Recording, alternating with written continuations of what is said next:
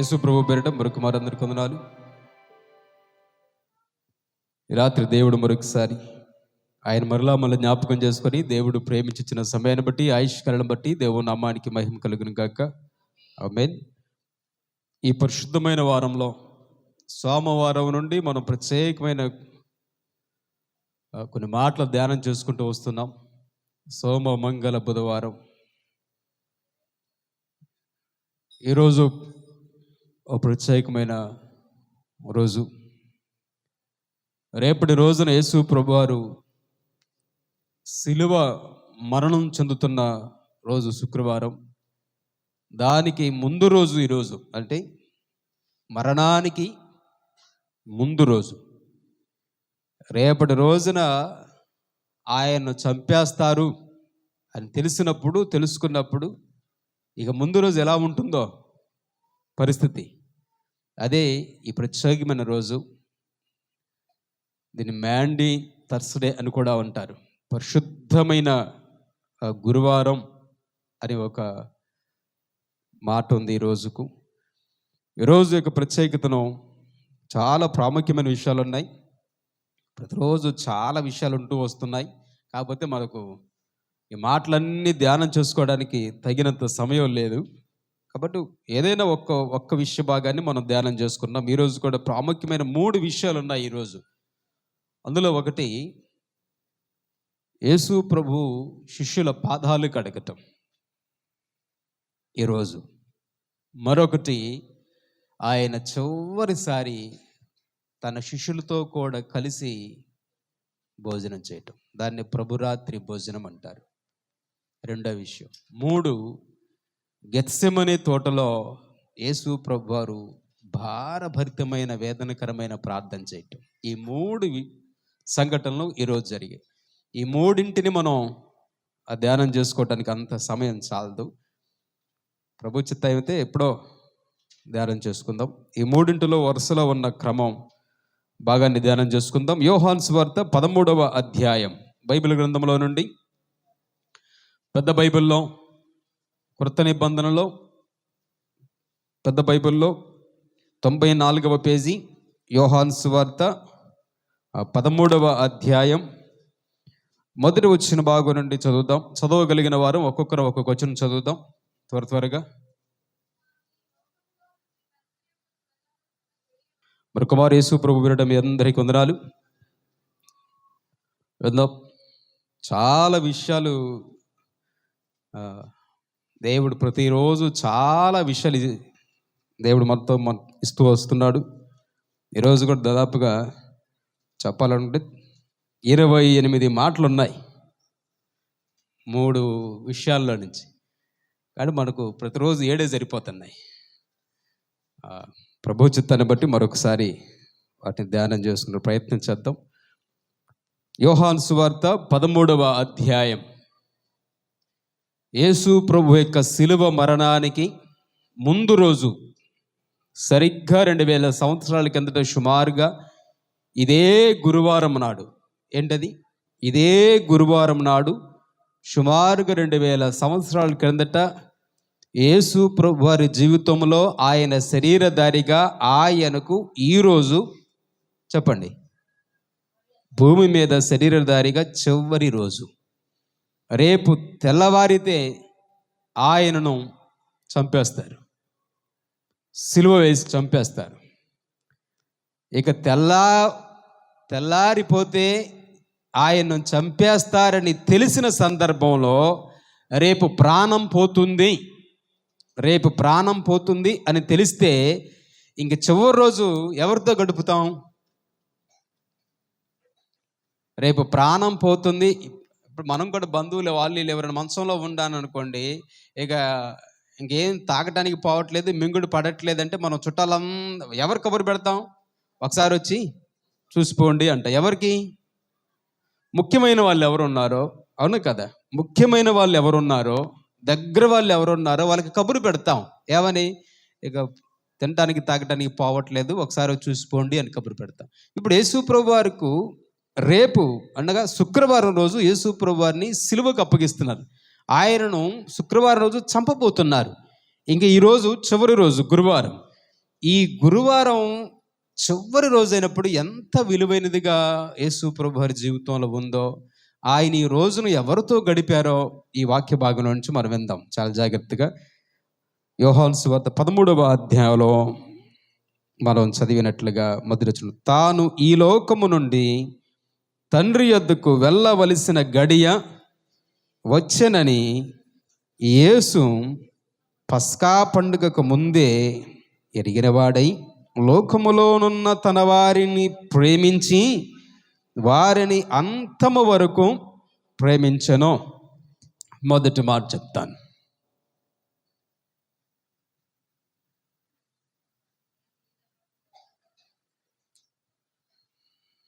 యేసు ప్రభువారు చివరి రోజు ఆయన ఎవరితో గడిపారంటే శిష్యులతో గడిపారు.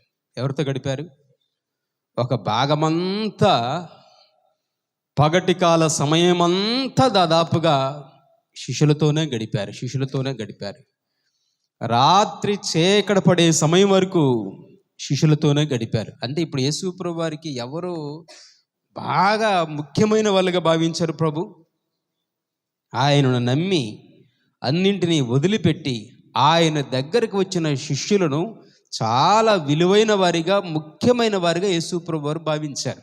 అందుకే ఆ రోజంతా యేసు ప్రభు వారు శిష్యులతో గడిపారు. ఎందుకు? రేపు నేను చనిపోయిన తర్వాత వాళ్ళు ఎలా ఉండాలో, ఏం చేయాలో, ఎలా జీవించాలో, ఆ తర్వాత దేవుని మాటలు ఎలా అందించాలో ఈ ఒక్క రోజున చాలా విషయాలు నేర్పించారు యేసు ప్రభు వారు శిష్యులకు. మొదటి మాట చదివిన వచనంలో, 2వ వచనంలో, మొదటి వచనం చివరిలో ఉన్న గొప్ప మాట, ఆయన తన వారిని ప్రేమించి వారిని ఎప్పటి వరకు అట? అంతము వరకు ప్రేమించెను. వినండి, యేసు ప్రభు వారి ప్రేమ పవిత్రమైన ప్రేమ. ఎలాంటి ప్రేమ? యేసు ప్రభు ప్రేమ పవిత్రమైన ప్రేమ. ఈ ప్రేమ తాత్కాలికమైంది కాదు. ఈ ప్రేమ సంపూర్ణమైన ప్రేమ. ఆ వాక్యం ఫుట్నోట్లో ఒక మాట ఉంటుంది, సంపూర్ణమైన ప్రేమ, పరిపూర్ణమైన ప్రేమ, శాశ్వతమైన ప్రేమ యేసు ప్రభు ప్రేమ. ఈ లోకములో ఈయన ఒక్కడే, యేసు ప్రభు ఒక్కడే ఎలాగున ప్రేమించగలిగింది. ఎలాగున? శాశ్వతమైన ప్రేమతో పవిత్రంగా ప్రేమించగలిగిన ఒకే ఒక్కడు ప్రభు అయిన క్రీస్తు. సాధారణంగా మన మనుషుల మధ్యలో ఉండే ప్రేమలు ఎలా ఉంటాయి అంటే, మంచిగా ఉంటేనేమో ఒక విధమైన ప్రేమ ఉంటుంది, మాట్లాడకపోతేనేమో మరొక విధమైన ప్రేమ ఉంటుంది, కలిసి ఉంటేనేమో ఒక విధమైన ప్రేమ ఉంటుంది, కలియకపోతేనేమో మరొక విధంగా ఉంటాం, అనుకూలంగా ఉంటేనేమో ఒక ప్రేమ ఉంటుంది, అనుకూలంగా లేకపోతేనేమో ఒక ప్రేమ. యేసు ప్రభు ప్రేమ అలా కాదు. నువ్వు మంచిగా ఉన్న అలాగే ప్రేమించారు, నువ్వు మంచిగా లేనప్పుడు కూడా అలాగే ప్రేమించారు. నువ్వు యేసు ప్రభువుని నమ్ముకున్నప్పుడు నిన్ను బాగానే ప్రేమించారు, నమ్ముకోక ముందున్నప్పుడు కూడా అదే విధంగా ప్రేమించారు. నువ్వు పాపములో ఉండగాను యేసు ప్రభువారు ప్రేమించారు, ఇప్పుడును యేసు ప్రభువారు ప్రేమించారు. ఆయన ప్రేమలో మార్పు లేదు. ఏం లేదు? ఆయన ప్రేమలో మార్పు లేదు. ఎప్పుడు ఒకే విధమైన ప్రేమను చూపించారు యేసు ప్రభు. మనుషుల ప్రేమ అలా ఉండదు. 4 రూపాయలు సంపాదిస్తే ప్రేమ వేరు, లేకపోతే ప్రేమ వేరు. అన్ని అవయవాలు సరిగ్గా ఉంటే ప్రేమ వేరు, అవయవాలు లేకపోతే సరిగా ప్రేమ వేరు. ఆరోగ్యం బాగుంటే ప్రేమ వేరు, ఆరోగ్యం బాగలేకపోతే. ఎప్పటికప్పుడు మనుషుల మధ్య ఉండే ప్రేమ పరిస్థితులను బట్టి మారిపోతాయి. ఉంటేనేమో బాగా ప్రేమ చూపిస్తాం, లేకపోతేనేమో అసలు వాళ్ళు ఎవరో కూడా తెలియదు అన్నట్లుగా ఉంటాం. యేసు ప్రభు ప్రేమ అలా కాదు. నువ్వు ఎప్పుడు ఎలా ఉన్నా ఒకే రకమైన ప్రేమను చూపించిన వాడు ప్రభు అయిన క్రీస్తు. నువ్వు నీతిమంతుడిగా ఉన్నా ఉండకపోయినా, నువ్వు పరిశుద్ధుడిగా ఉన్నా సరే, పాపములా ఉన్నా సరే, నువ్వు ఒడ్డు మీద ఉన్నప్పుడైనా, గుంటలో పడినప్పుడైనా, లోకంలో ఉన్నప్పుడైనా, యేసు ప్రభువులో ఉన్నప్పుడు, ఎప్పుడు కూడా మారని ప్రేమ చూపించిన వాడు ప్రభు అయిన క్రీస్తు. ఇలా ఎవరు చూపించగలరు లోకంలో? చెప్పండి, ఎవరు చూపించగలరు? ఒకే ఒక్కడు, ప్రభు అయిన క్రీస్తు. నువ్వు ఎలా ఉన్నా కూడా, నువ్వు ఎలాంటి పరిస్థితుల్లో ఉన్నా కూడా, నువ్వు ఎలా జీవించిన స్థితిలో ఉన్నా కూడా, నీ పట్ల ఆయన ప్రేమ ఎప్పటికీ మారదు. మనుషుల మధ్య ఉండే ప్రేమ మనిషిని బట్టి మారిద్ది, పరిస్థితిని బట్టి మారిద్ది. మన చుట్టూతో ఉన్న పరిస్థితులను బట్టి మనం చూపించే ప్రేమలు మారిపోతాయి, మనుషులను బట్టి ప్రేమలు మారిపోతాయి. అవునా కదా? వాళ్ళు మనతో ఉన్న సంబంధాన్ని బట్టి ప్రేమలు మారిపోతాయి. యేసు ప్రభు ప్రేమ అలా కాదు. ద్రోహి అయిన యోధాను అలాగే ప్రేమించాడు, మోసం చేసిన వాడిని అలాగే ప్రేమించారు, నమ్మకంగా ఉన్నవాడిని అలాగే ప్రేమించారు. ఆయన ప్రేమ పవిత్రమైనది, ఆయన ప్రేమ శాశ్వతమైనది. యేసు ప్రభు ప్రేమ మారని ప్రేమ. ఎలాంటిది? అస్సలు మారని ప్రేమ. ఇది గొప్ప ప్రేమ. మనలా కనడ ఆయన మారుంటే ఈరోజు భూమి మీద మనం అందరం సజీవ లెక్కలో ఉండే వాళ్ళం కాదు. ఆయన మనస్సు మార్చుకునేవాడు కాదు. ఆయన ప్రేమ మారని ప్రేమ కలిగిన వాడు ప్రభు అయిన క్రీస్తు. అందుకే ఆ వాక్యములు అంతము వరకు, ఎప్పటిదాకా యేసు ప్రభు ప్రేమ ఎప్పటిదాకా ఒకేలాగా ఉంటుందంటే నువ్వు చనిపోయేదాకా నీ పట్ల యేసు ప్రభు ప్రేమ ఒకేలాగుంటుంది.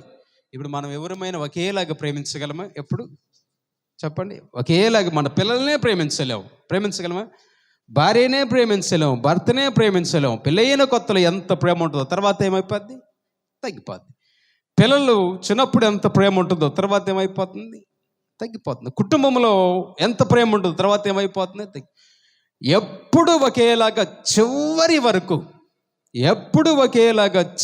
వరకు అంతము వరకు ఒకేలాగా ప్రేమించగలిగిన వాడు ప్రభువైన క్రీస్తు. అందుకే ఆ మాట ఉంది, అంతము వరకు. ఎప్పటి వరకు?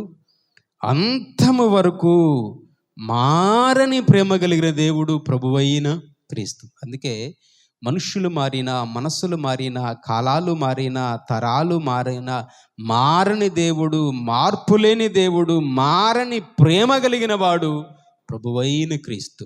ఇలాంటి ప్రభువైన క్రీస్తు ప్రేమ మార్పులేని ప్రేమ. ఆయన ప్రేమ పవిత్రత కలిగిన ప్రేమ.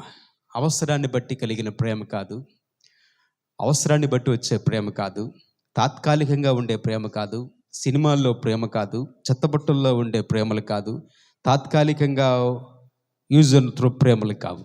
యేసు ప్రభు ప్రేమ పరిశుద్ధమైనది, యేసు ప్రభు ప్రేమ పవిత్రమైనది. ఆయన మన దగ్గర నుంచి ఏమీ ఆశించని ప్రేమ. ఎలాంటి ప్రేమ? మన దగ్గర నుంచి యేసు ప్రభు ఏమీ ఆశించని ప్రేమ. అంతటి ప్రేమ కలిగిన వాడు ప్రభు అయిన క్రీస్తు.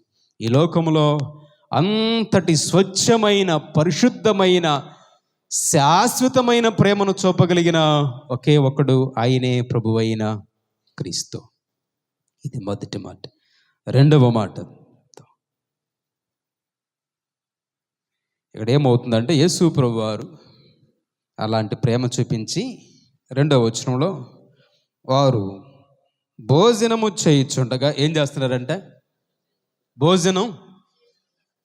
భోజనము చేయుచుండగా ఆయనను అప్పగింపవలెనని సీమోను కుమారుడు ఇస్కరియోతు యోధ హృదయములో అపవాది అంతకుముందు ఆలోచన పుట్టించి ఉండెను. యేసు ప్రభువారు భోజనం చేస్తున్నారు. యేసు ప్రభువారు భోజనం చేస్తా ఉంటే ఆల్రెడీ ముందే నిన్నటి రోజున చెప్పుకున్నాం. ముందే ఏమైపోయాడు ఇస్కరియోతు యోధ? ముందే వెళ్ళి బేరం పెట్టుకొని డబ్బులు తెచ్చుకున్నాడు. వాళ్ళు రెడీ అయిపోయారు, రావటానికి రెడీ అయిపోయారు. వాళ్ళు అక్కడ నుంచి బయలుదేరుతా ఉన్నారు, రెడీ అయిపోయారు యేసు ప్రభువుని పట్టుకోవడానికి. ఈయన మాత్రం ఎక్కడున్నాడు? యేసు ప్రభు దగ్గరే ఉన్నారు. ఎవరైనా? ఇస్కరియోతు యోధ యేసు ప్రభుతో పాటే కలిసి 12 మంది భోజనం చేస్తున్నారు. ఇంకా పూర్తి అవల భోజనం చేస్తున్నప్పటికీ ఇస్కరియోతు యోధ ఆలోచనలంతా ప్రభు ఎరుగు. యేసు ప్రభు వారికి మన హృదయాలు తెలుసు, మన మనసులు తెలుసు, మన అంతరంగం తెలుసు. ఆయన్ని అప్పగించడానికి ముందే వెళ్ళి బేరం కుదుర్చుకున్నాడు, డబ్బులు తీసుకున్నాడు. వాళ్ళు బయలుదేరి వస్తూ ఉన్నారు. ఎవరిని పట్టుకోవడానికి? యేసు ప్రభువుని పట్టుకోవడానికి. భోజనం చేస్తున్న ప్రభు భోజనం ఆపు చేశారు. మధ్యలో ఏం చేశారు? భోజనం ఆపు చేశారు. ఇంకా భోజనం చేయలే ఆయన. లేచి ఒక్కసారిగా యేసు ప్రభు వారు లేచి ఆయన చేయి కడుక్కొని ఆయన భుజం మీద ఉన్న తువాలు తీసుకొని నడుము కట్టుకొని ఆయన దగ్గర ఉన్న 12 మంది శిష్యుల్ని పిలిచి, మీరందరూ నిలబడండి, మీ కాళ్ళు కడుగుతాను అన్నారు యేసుప్రభు వారు. వాళ్ళకి ఏం అర్థం కాలే. అదేంటి, భోజనం చేస్తున్న ఆయన మధ్యలో ఒక్కసారిగా భోజనం ఆఫ్ చేసి, మీరు లేవండి, మీ కాళ్ళు కడుగుతాను అని యేసుప్రభు వారు అనేటప్పటికీ దిగ్భ్రాంతులు అయిపోయారు. అందరు ఆశ్చర్యానికి గురైపోయారు. ఆయన ఏం చేస్తున్నారో యేసుప్రభు వారికి అర్థం కాల. అర్థమవుతుంది మీకు? ఆయన భోజనం చేస్తూ చేస్తూ మధ్యలోనే ఆఫ్ చేశాడు. ఎందుకు? వాళ్ళు బయలుదేరారు. అక్కడ వాళ్ళు రెడీ అయిపోయారు, సైన్యంతో వాళ్ళు రెడీ అయిపోయారు. ఆయనకు శరీరపరమైన ఆకలి కంటే ఆయన నెరవేర్చవలసిన కార్యమే ముఖ్యమై ఉన్నది. ఆయన ఆహారం ఆత్మ సంబంధమైనది ముఖ్యంగా. కాబట్టి వెంటనే తినే భోజనాన్ని ఆఫ్ చేసి నడుముకు తువాలు చుట్టుకొని, లెండి, నేను మీ పాదాలు కడుగుతాను అన్నారు. అనగానే అందులో పెద్దవాడైన పేతురు, ప్రభువా, నువ్వేంటి, నువ్వు మా పాదాలు కడగటం ఏంటి, మా కాళ్ళు పట్టుకొని మా కాళ్ళు కడగటం ఏంటి నాయనా, మేమెవరము, నువ్వెంత గొప్ప దేవుడవు, నువ్వు మా కాళ్ళు పట్టుకొని మా పాదాలు కడగటం నేను అస్సలు ఒప్పుకొని అన్నాడు. పేతురు గారు ఒప్పుకోలా, నేను అస్సలు ఒప్పుకొని అన్నాడు. అప్పుడు అన్నారు యేసుప్రభు, పేతురు, నేను కనుక నీ కాళ్ళు కడగకపోతే నా రాజ్యంలో నీకు పాలు ఉండదు అన్నారు. నా రాజ్యంలో నీకు పాలు ఉండదు అన్నారు. అప్పుడు పేతురు అన్నారు, అయితే కాళ్ళే కాదు, తల కూడా కడుగు ప్రభువా అన్నాడు. ఏమన్నాడు? రాజ్యంలో పాలు ఉండదు అన్నట్టయితే నాకు రాజ్యంలో, పరలోక రాజ్యంలో భాగం కావాలా? అలాంటప్పుడు కాళ్ళే కాదు, తల నుండి నన్ను కడుగు ప్రభువా అన్నాడు. అప్పుడు యేసుప్రభువు దానికి కొన్ని మాటలు చెప్పారు. ఇప్పుడు చెప్తాను. 8వ వచనం,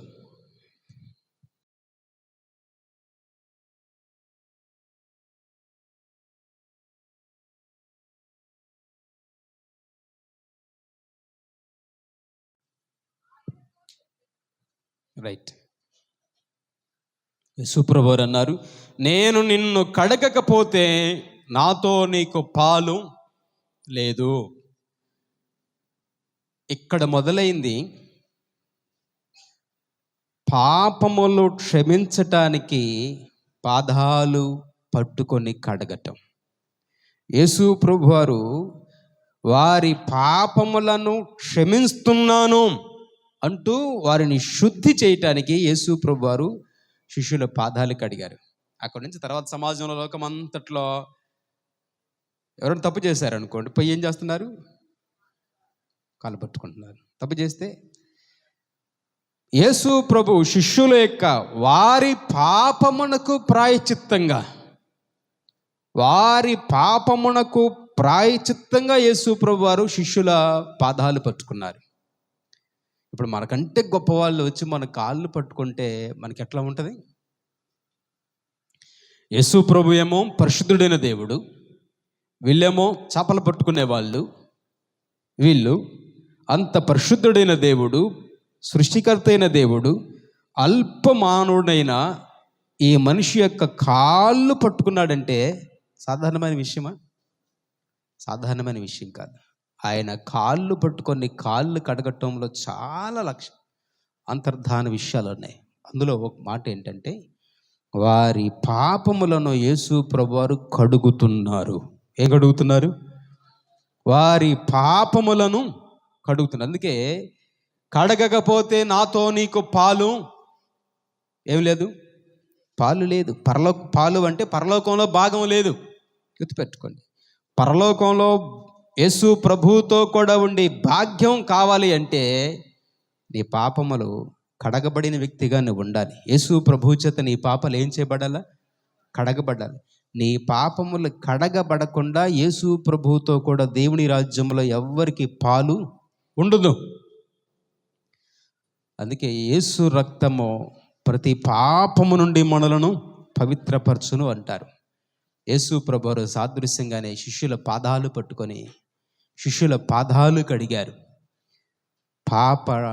పాపానికి ప్రాయశ్చిత్తంగా వారు చేసిన పాపములకు యేసు ప్రభువారే ప్రాయశ్చిత్తం చేశారు.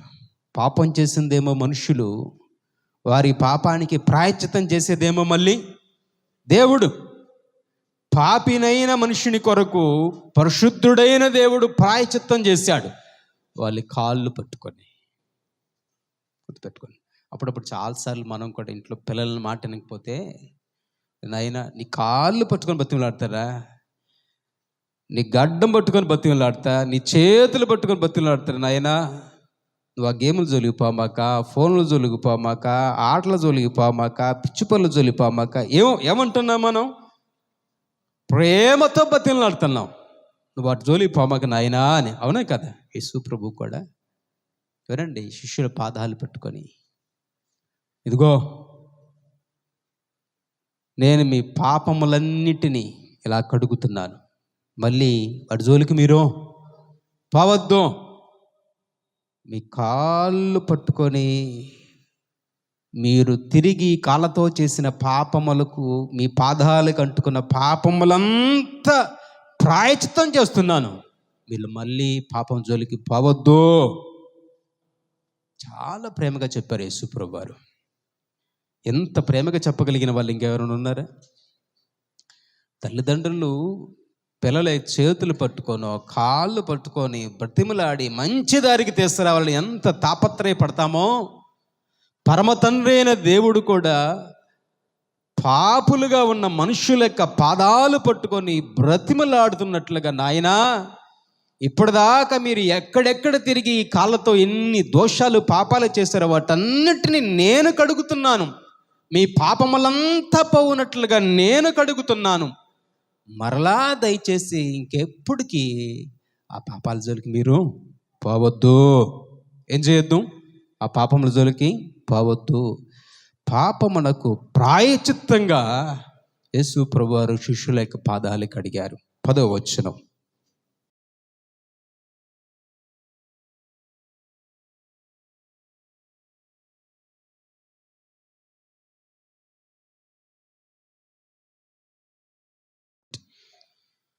యేసు ప్రభు వరుసగా వినండి, యేసు ప్రభు వరుసగా కాళ్ళు కడుక్కుంటూ వస్తున్నారు. పేతురు దగ్గరికి వచ్చేటప్పటికి పేతురు గారు ఒప్పుకోలే. ప్రభు నువ్వు అంత గొప్ప దేవుడివి, నా కాళ్ళు కడగటం ఏంటి నాయనా, నాకు అది ఇష్టం లేదు అన్నాడు పేతురు. యేసు ప్రభు వారు అన్నారు, కాదు పేతురు, నేను కడగాలి, కడిగితేనే నీకేమవుతాయి, కడిగితేనే నీకు అంటుకున్న పాపములంతటికి ప్రాయశ్చిత్తం కలుగుతుంది పేతురు. నేను నీ కాళ్ళు కడగకపోతే నీకు పరలోకంలో భాగం లేదు పేతురు అన్నారు. అప్పుడు పేతురు, ప్రభువా అలాగైతే నా కాళ్ళే కాదు చేతులు తల కూడా కడిగయ్యా అంటాడు. అప్పుడు యేసు ప్రభు ఒక మాట చెప్పారు, స్నానం చేసిన వాడు మళ్ళీ మళ్ళీ స్నానం చేయాల్సిన పని లేదు, కానీ ఒక కాళ్ళు చేతులు కడుక్కుంటే సరిపోతుంది. అంటే దీని అర్థం మనం ఉదయం స్నానం చేస్తే సాయంత్రం స్నానం చేయాల్సిన పని లేదని కాదు. ఇక్కడ దీని అర్థం ఏంటి? ఈ మాట అర్థం అంటే, ఒక్కసారి నీవు మారు మనసు పొంది బాప్తిజం పొంది రక్షించబడితే మళ్ళీ మళ్ళీ బాప్తిజం పొందడం అవసరంలా. అదవుతుంది మీకు? ఒక్కసారిగా నీవు మారు మనసు పొంది బాప్తిజం పొంది రక్షించబడిన వ్యక్తివిగా నువ్వు ఉంటే, నువ్వు బాప్తిజం పొంది రక్షించబడిన తర్వాత మళ్ళీ నీకు భూమి మీద ఆయుష్ ఉండి లోకంలో నువ్వు జీవిస్తున్న కాలంలో మనం ఉదయం పూట స్నానం చేసి మళ్ళీ బయటికి బజార్కి పోయామనుకోండి, మన కాళ్ళకి ఎక్కడో చోట దుమ్ము కొట్టుకుంటుంది. కాబట్టి ఇంట్లోకి వచ్చేటప్పుడు ఆ కాళ్ళకు అంటుకున్న దుమ్మును కడుక్కొని వస్తే చాలు. అర్థమైందా? అదే యేసు ప్రభువు వారు చెప్పింది.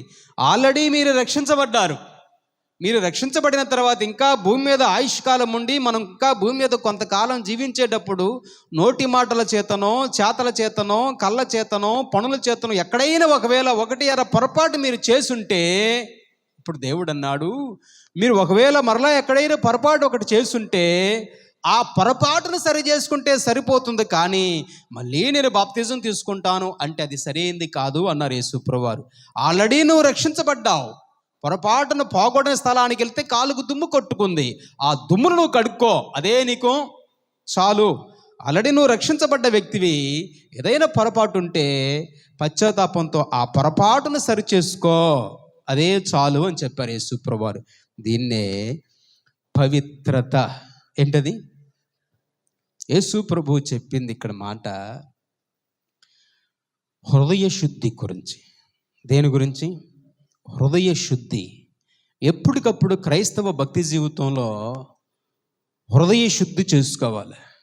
లేదండి నేను యేసు ప్రభువుని నమ్ముకుని కాంచి మళ్ళీ ఎవరిని ఒక పల్లె ఎత్తే మాట లేదు. 20 సంవత్సరాలు 30 సంవత్సరాలు అయింది నేను యేసు ప్రభువుని నమ్ముకొని నేను ఒక చిన్న తప్పు చేయలేదు, పొరపాటు చేయలేదంటే మీరు చాలా అబద్ధాలు చెబుతున్నారని అర్థం. అర్థమైందా? చాలా అబద్ధాలు చెబుతున్నారు అని అర్థం. నువ్వు ఎంత యేసు ప్రభువుని నమ్ముకున్నా, ఎంత రక్షించబడ్డా, నువ్వు భూమి మీద జీవించే జీవిత కాలంలో ఎక్కడో ఒక చోట ఏదో ఒక మలినం అంటుకుంటుంది. ఎక్కడో ఒక చోట ఏదో ఒకటి శోధనల ద్వారా ఎక్కడో చోట నువ్వు పడిపోతావు. అప్పుడు దేవుడు అన్నాడు, ఎక్కడ దారి తప్పావో, ఎక్కడ పొరపాటు చేశావో, ఎక్కడ పడిపోయావో దానిని సరిచేసుకో, దాని వరకు కడుక్కో, మళ్ళీ ఏ స్నానం చేసి నువ్వు ఆల్రెడీ రక్షించబడి ఉన్నావు. ఆ పొరపాటు ఏదైతే ఉందో, ఆ బలహీనత ఏదైతే ఉందో దానిని ఒప్పుకొని విడిచిపెట్టి సరిచేసుకో, హృదయ శుద్ధి చేసుకో. యేసు ప్రభు కావలసింది హృదయ శుద్ధి. యేసు ప్రభు మనలను పవిత్రపరిచే దేవుడు. ఎలాంటి వాడు? యేసు ప్రభు మనలను, మన హృదయాన్ని పవిత్రపరిచే దేవుడు. మనం కూడా అలాగుండాలి. 139వ కీర్తన చివరి లైన్లో దావీదు భక్తుడు అంటాడు, ప్రతిరోజు మనం నిద్రపోయే ముందు ఇలా ఆ ప్రార్థన చేసుకోవాలి. ప్రభువా, నీకు ఆయాసకరమైన మార్గము నా యందు ఉన్నదేమో చూడమో, నిత్యమైన మార్గములో నన్ను నడిపించు. మనం కూడా ఇట్లా ప్రార్థన చేసుకోవాలి. ప్రభువా, ఈ రోజంతట్లో ఎక్కడైనా ఒకవేళ, లేక ఈ వారమంతటిలో, లేక ఈ నెలంతటిలో ఎక్కడైనా ఒకవేళ మీకు ఆయాసం కలిగించేలాగా, మిమ్మల్ని దుఃఖపెట్టేలాగా, మిమ్మల్ని బాధ పెట్టేలాగా ఒకవేళ నేను ఏమన్నా నడుచుకొని ఉంటే నన్ను క్షమించండి. నన్ను క్షమించి సరి అయిన దారిలో నన్ను నడిపించయ్యా అని అడిగాడు దావీదు భక్తుడు. ఇప్పుడు దావీదు భక్తుడికే ఆ ప్రార్థన అవసరమైతే మనకు అవసరం కాదా? అందుకే దేవుడు కూడా ఇక్కడ ఎప్పటికప్పుడు మన హృదయాన్ని పవిత్రపరిచేవాడు. దేవుడు మన హృదయాలు పరిశుద్ధంగా పవిత్రంగా ఉండాలని కోరుకుంటున్నాడు. కాబట్టి ఎప్పుడైనా జీవితంలో పొరపాటు అనేది జరిగితే నాకేం పొరపాటు జరగదనొద్దు, అది అబద్ధం, పచ్చి అబద్ధం. అర్థమైందా? నేను రక్షించబడానండి, నాకు ఇంకేం పొరపాటు చేయనండి, చేయలేదండి అంటే ఇవన్నీ అబద్ధపు మాటలు. ఎవరు ఉండరు అట్లా, అన్నీ అబద్ధాలు. కాబట్టి పొరపాటు జరుగుతుంది. శోధన ద్వారానో, ఎక్కడో చోట, ఎక్కడో మాట చేతనో, చూపు చేతనో, నడవడిక చేతనో, నడత చేతనో, తలంపుల చేతనో, ఆలోచనల చేతనో ఎక్కడో పొరపాటు జరుగుతుంది. ఆ జరిగిన పొరపాటు మళ్ళీ మళ్ళీ జరగకుండా, జరిగిన పొరపాటు మళ్ళీ మళ్ళీ జరగకుండా, రిపీట్ కాకుండా నీవు ప్రభువు దగ్గర దాన్ని ఒప్పుకొని హృదయాన్ని ఏం చేయాలట? కడుక్కో. అదే కాళ్ళు కడుక్కోవటంలో అర్థం. నీ హృదయాన్ని ఎప్పటికప్పుడు పరిశుద్ధపరచుకో. ఆమేన్. తర్వాత మాట అదే యోహాను సువార్త 13వ అధ్యాయం 34-35 వచనాలు.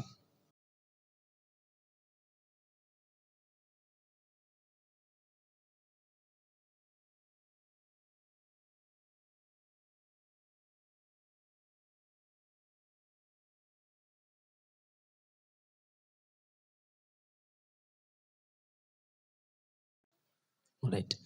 యేసు ప్రభువు ఏం చెప్పారంటే, మీరు మనల గురించి ఒకరిని ఒకరు ప్రేమించాలి. ఇప్పుడు యేసు ప్రభువుకి మనకి తేడా ఏంటి వినండి. మనమేమో చెబుతాం కానీ చెయ్యం, చెబుతాం కానీ చెయ్యం. యేసు ప్రభువారేమో ఆల్రెడీ చేశారు. కాళ్ళు కడిగి, యేసు ప్రభు శిష్యుల కాళ్ళు కడిగి క్రియలు చేసి, ఇగో ఇలాగ మీరు చేయండి, మీరు కూడా తోటి వాళ్ళని ప్రేమించండి అని చెప్పారు. మనమేమో చెప్తాము కానీ చెయ్యం. యేసు ప్రభువారేమో చేసిందే చెప్పాడు.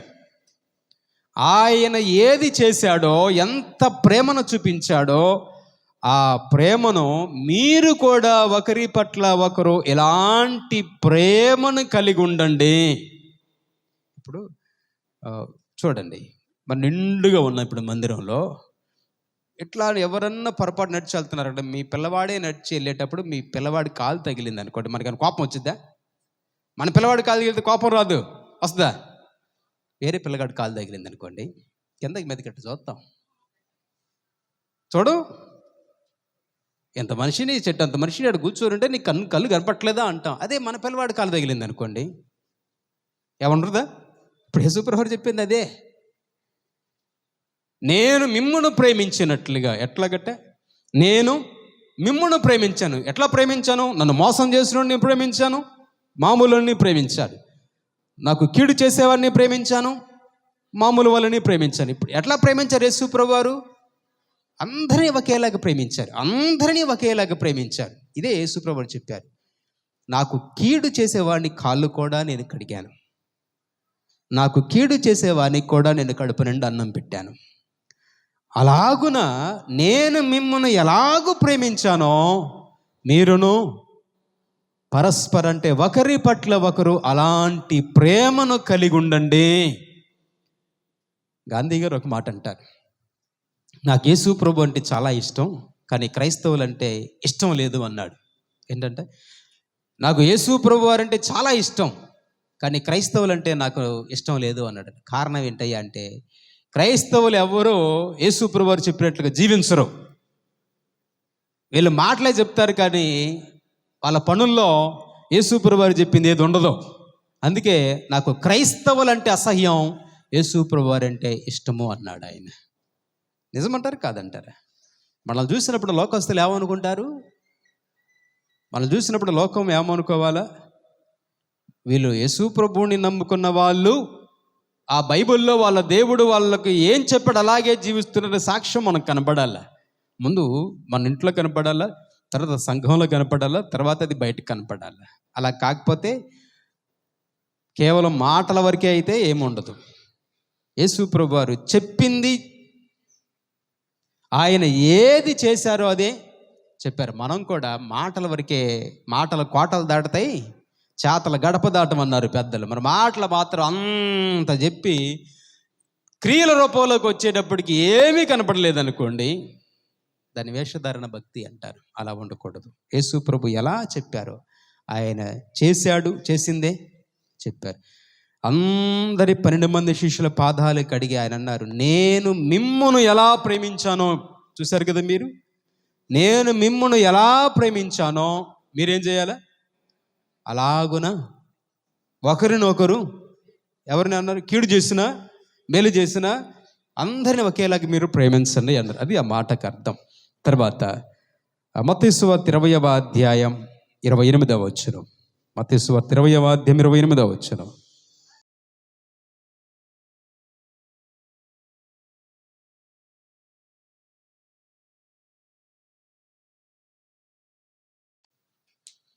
యేసు ప్రభువారు అన్నమాట, మనుష్య కుమారుడు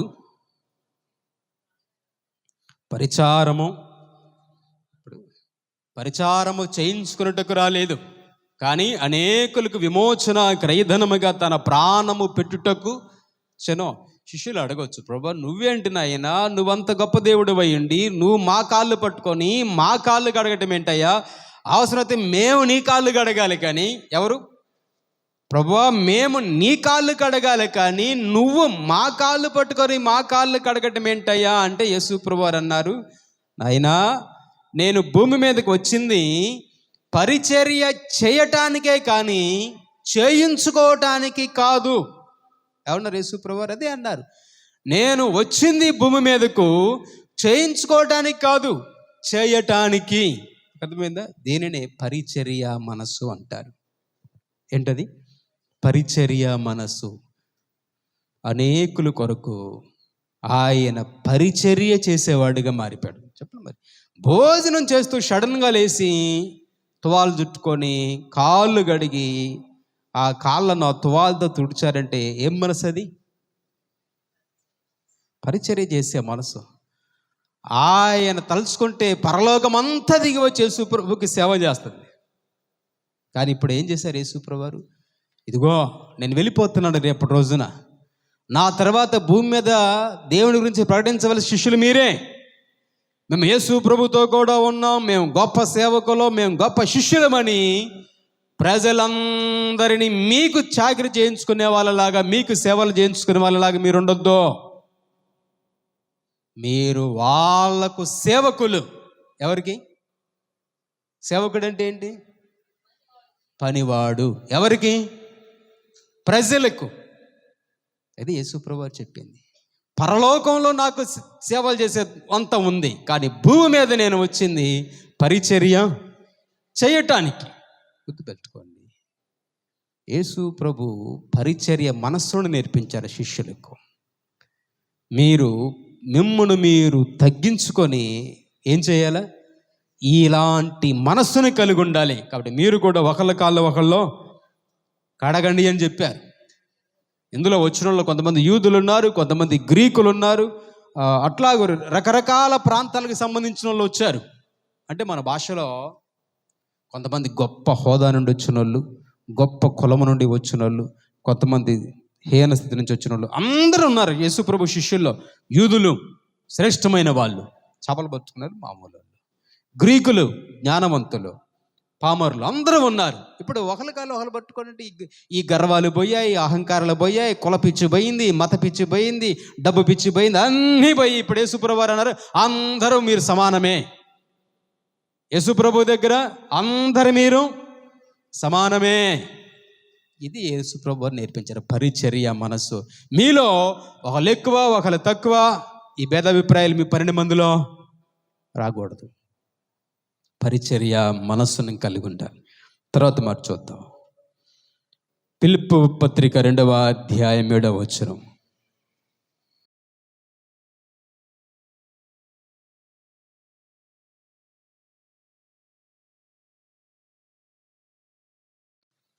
మనుష్యుని పోలికగా పుట్టి దాసుని స్వరూపము ధరించుకొని తనను తానే రిక్తునిగా, అంటే ఏమీ లేని వానిగా చేసుకున్నాడు.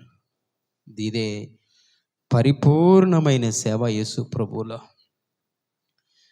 యేసు ప్రభు పరలోకాన్ని వదిలిపెట్టి భూమి మీదకి వచ్చి దాసుడుగా, ఎట్లాగూ యజమానుడిగా దాసుడిగా పనివాడిగా మారిపోయి తనను తానే అంత వదిలేసుకున్నాడు. మనం కూడా యేసు ప్రభువులో మనకున్న స్టేటస్లు, అదవుతుందా, మనకున్న హోదాలు, మనకున్న పేరు ప్రఖ్యాతులు, ఇవన్నీ ఆత్మీయ జీవితానికి పనికిరావు. నువ్వు ఎంత స్థితిలో, ఏ స్థాయిలో ఉన్నా యేసు ప్రభు దగ్గరికి వచ్చిన తర్వాత అంతా యేసు ప్రభువులో ఒక విశ్వాసిగా, సాధారణమైన వ్యక్తిగా మనం ఉండాలి తప్ప నేనెవరో తెలుసా అన్నావు అనుకో, నీకు యేసు ప్రభు యొక్క సేవా లక్ష్యం నీకు రాలేదు అని అర్థం. యేసు ప్రభు అంతటి మహా గొప్పవాడే, ఆ దేవాతి దేవుడే పరలోకమును వదిలి భూమి మీదకు దాసుడిగా దిగివచ్చి తనను తానే అంతా తగ్గించుకున్నాడు. ఇదే, ఈ తగ్గింపునే పరిపూర్ణమైన సేవ అంటాం. తగ్గింపు లేని సేవ ఎప్పటికీ పరిపూర్ణం కాలేదు. సేవలో తగ్గింపు అనేది నీకు లేకపోతే, విశ్వాస జీవితంలో తగ్గింపు అనేది నీకు లేకపోతే నువ్వు ఎప్పుడు పరిపూర్ణమైన వ్యక్తిగా నీవు ఉండలేవు, ఎదగలేవు. పరిపూర్ణత రావాలి అంటే సేవలో నీకెంత తగ్గింపు రావాలి. ఎంత తగ్గింపు? మోసగాడైన ఇస్కరియోతు యోధ కాళ్ళు పట్టుకునేదాకా యేసు ప్రభువారు వెళ్ళారంటే ఎంత తగ్గింపు? మోసం చేస్తున్నోడిని, కీడు చేస్తున్నోడిని, అమ్ముకున్నోడిని కడుపు నిండా అన్నం పెట్టి కాళ్ళు కడిగారంటే ఎంత తగ్గించుకున్నారు మనసులో. ఎవరైనా చేయగలమంటారా? ఇదే మహా గొప్ప తగ్గింపు. దీనినే పరిపూర్ణమైన సేవ అన్నారు. యేసు ప్రభు ఆయన ఎంతటి ఉన్నతమైన వ్యక్తి, అదంతా విడిచిపెట్టి తనను తాను పూర్తిగా తగ్గించుకున్నాడు. మనకు చాలా ఇగోలు ఉంటాయి. ఏముంటాయి? ఇగో అంటే అహంకారం. అందరికి ఉంటుంది అహంకారం. దాన్ని వాక్యంతో అణిచిపెట్టాలి. ఏం చేయాలి? వాక్యంతో అణిచివేయాలి. అది కనుక నీకు బయటకు వచ్చిందనుకో, ఇగో ఈ అహం అనేది కనుక బయటకు వచ్చిందనుకో, you are a failure person. నువ్వు దేవునిలో ఫెయిల్ అయిపోయిన వ్యక్తివి. నీకున్న ఇగో, నీకున్న అహం, నీకున్న అహంకారం, నీకున్న గర్వం అంతా దేవుని వాక్యం చేత ఎప్పటికప్పుడు అది పెడతా ఉండాలి. అది బయటికి రాకూడదు, అది నెట్టుకొని బయటికి రాకూడదు. అది నీలో నుంచి కనుక బయటకు వచ్చేసిందంటే ఆ ఇగో, నువ్వు దేవుల్లో ఎప్పటికీ పరిపూర్ణమైన వ్యక్తిగా నువ్వు కనబడలేవు, నిలబడలేవు. ప్రతి మనిషికి ఈగో ఉంటుంది. ఎట్లా ఎప్పుడు బయట ఎవరైనా ఏదైనా అన్నారనుకో, వాళ్ళంటే నేను పడాలా ఏంటి, బయటకు వచ్చేస్తుంది ఈగో. నేను ఎందుకు కోరుకుంటాను, అసలు ఆగదే, బయటకు వచ్చేస్తుంది. అనాలా, చెయ్యాలా, నేను ఎందుకు మౌనంగా ఉండాలా. ఎప్పుడైతే నీకు ఆ తగ్గింపు అనేది రాదో, నువ్వెప్పటికీ పరిపూర్ణం కాలేవు. యేసు ప్రభు అంతటి ఉన్నతమైన వ్యక్తి, దేవాతి దేవుడు అంతటిని ఏం చేశారు, విడిచిపెట్టి, పరలోకాన్ని విడిచిపెట్టారు లేదా, విడిచిపెట్టి. మనకు విచిత్రమైన విషయం ఏంటంటే, మందిరంలోకి వచ్చేటప్పుడు చెప్పులు విడిచిపెట్టవు, కానీ మనసులో ఉంది మాత్రం విడిచిపెట్టాం. మందిరంలోనికి వచ్చేటప్పుడు చెప్పులు విడిచిపెట్టాలి అనేది ఎంత మంచి అలవాటో, యేసుక్రీస్తు ప్రభువులో కూడా మనలో ఉన్న ఈగో, అహం అనేది విడిచిపెట్టాలి అనేది అంతకంటే చాలా ముఖ్యమైన విషయం. ఎవరైనా ఏదైనా అన్నారనుకో, తగ్గించుకో, వచ్చే నష్టం ఏంటి, ఏముంది, పెద్ద నష్టమేమి లేదు అనుకొని పెద్దలకు మాట్లాడారు. పడ్డవాడు ఎప్పుడు చెడ్డోడు కాదు, మాట్లాడు. దేవుడు అనేవాడు వింటా ఉన్నాడు. ఎప్పుడు ఎక్కడ ఎవరికి ఎలా ఇవ్వాలో వాళ్ళకి అలా ఇస్తాడు. మనం ఏం అవసరం లేదు. ఎప్పుడైనా మీరు గుర్తుపెట్టుకోండి, మీరు దారిని పోతున్నారు అనుకోండి, ఒక గేదె తోకతో బురద కొట్టింది, షర్ట్ మీద పడిందో, బట్టల మీద పడ్డాయి. అర్రే బురద షర్ట్ మీద పడిందో ఎట్లా అన్నావు అనుకో, ఎక్కడ పడిన ఎంత అవుద్దా కదా. ఏ సమస్య ఏదన్నా వచ్చి మీకు ఏదన్నా ఇబ్బంది కలిగి ఏదన్నా ఒక మాట ఎవరైనా అన్నారనుకోండి, మీరు లటక్కని రెండో మాట అనుద్దాం. మట్టి పడింది, ఒక్క 10 నిమిషాలు ఓపిక పట్టండి, ఎండిపోద్ది. ఇలా ఒక్క దెబ్బ కొట్టండి, మొత్తం రాలిపోద్ది. అసలు ఇక్కడ మరకున్నదే కనపడదు, శుభ్రంగా రాలిపోద్ది. ఎండనివ్వండి, అది రాలిపోద్ది అంతే. ఎప్పుడు కూడా వివాదం వచ్చినా, చిక్కొచ్చినా, చికాకు వచ్చినా, సమస్య వచ్చినా పొలం వద్దు, పూసుకోవద్దు. వాళ్ళని నువ్వని వాళ్ళని పూసుకున్న కొద్దిగా బురద ఎక్కువైపోద్ది.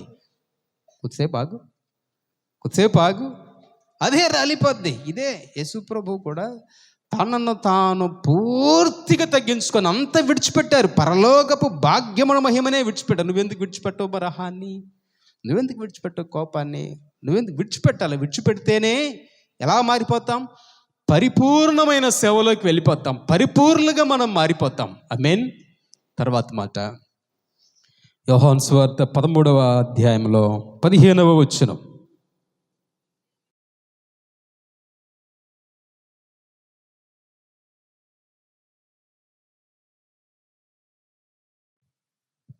యేసు ప్రభువారు శిష్యులందరి పాదాలు గడిగి యేసు ప్రభువారు అన్నారు, నేను మీకు ఎలాగూ చేసి తినో మీరును చేయమని. ఏమన్నారు, మీరును చేయండి.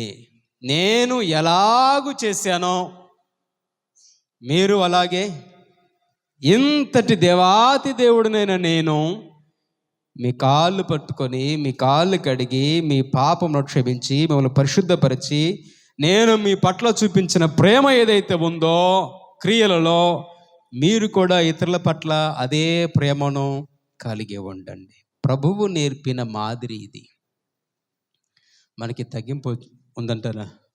కొన్ని సహవాసాలలో బల్లారాధన ఇచ్చేటప్పుడు ఈ పని చేస్తారు, తెలుసు మీకు.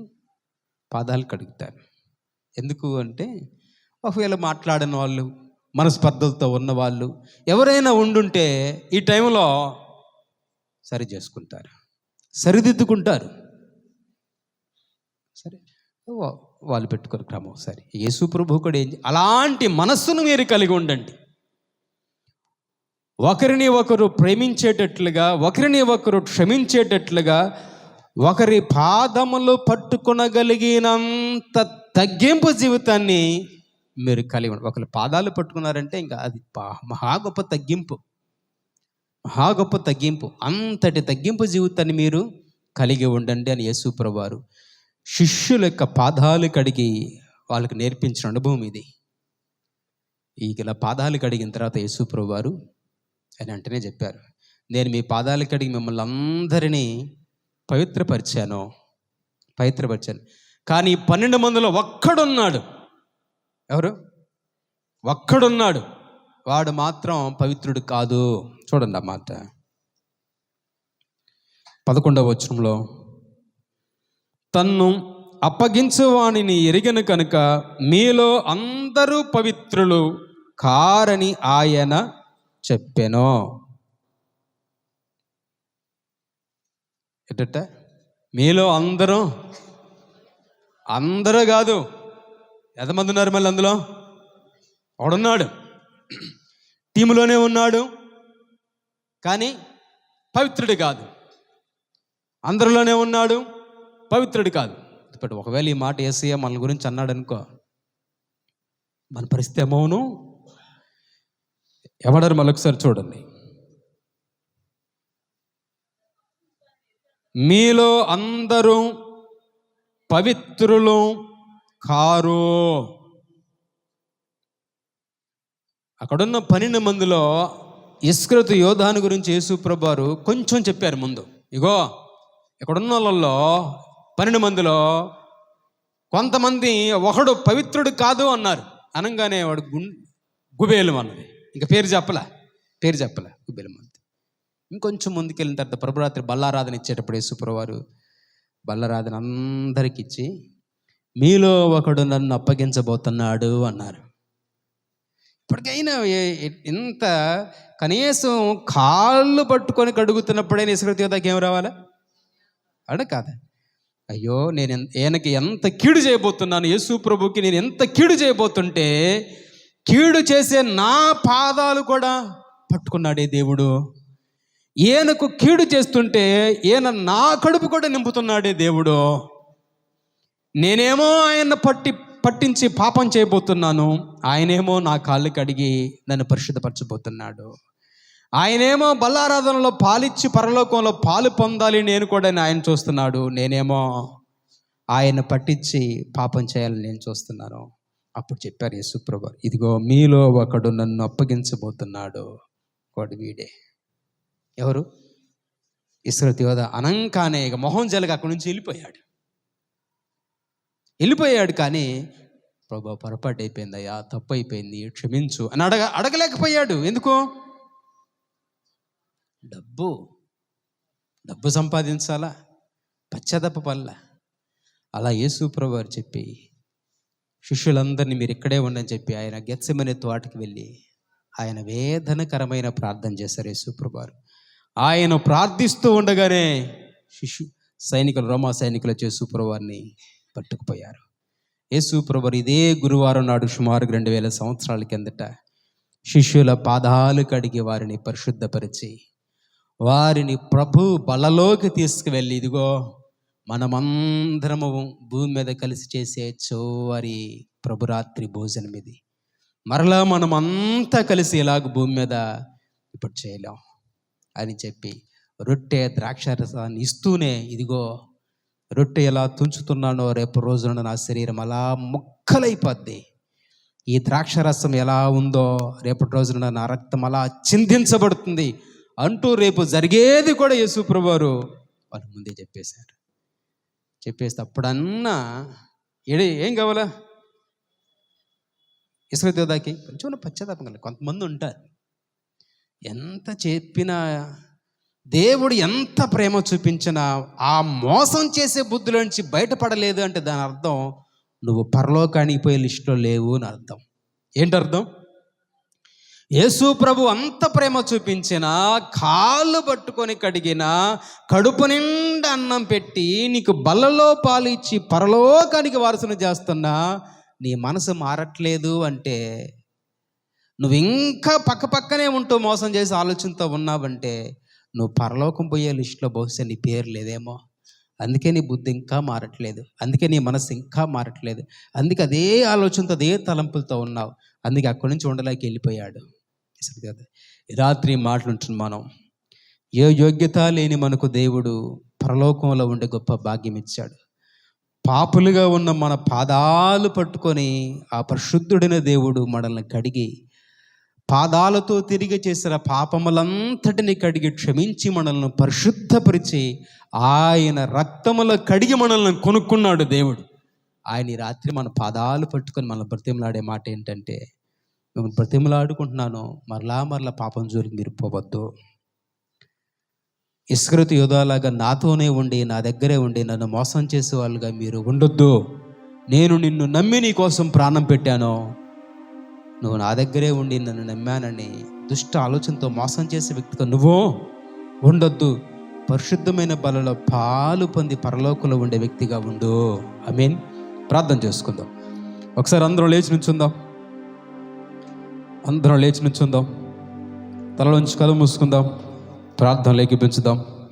ఈ రాత్రి దేవుడు మనతో మాట్లాడిన ప్రతి మాటను జ్ఞాపకం చేసుకుంటూ,